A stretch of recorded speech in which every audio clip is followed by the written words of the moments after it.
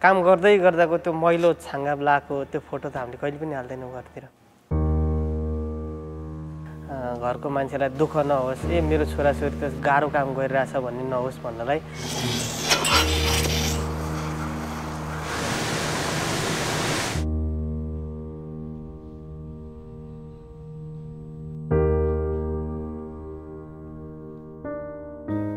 यो मेसिनको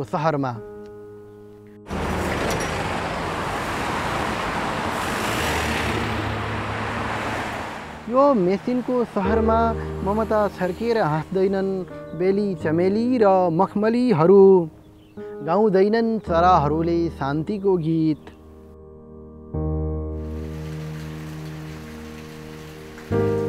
हामी चाहिँ यहाँ आउँदाखेरि 69 जना आएको थियौँ एउटा फ्लाइटमा।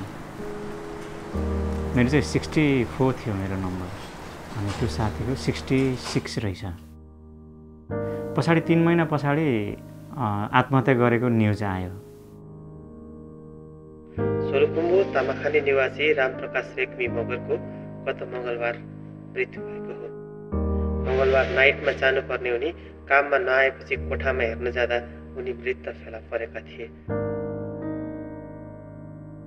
गत बिहीबार भोजपुरका तीर्थ पाण्डेले ख्याङ्नाम यङसान नगरमा भएको कम्पनीमा काम गर्दै गर्दा मेसिनमा चेपिएर जीवन गुमाएका छन्।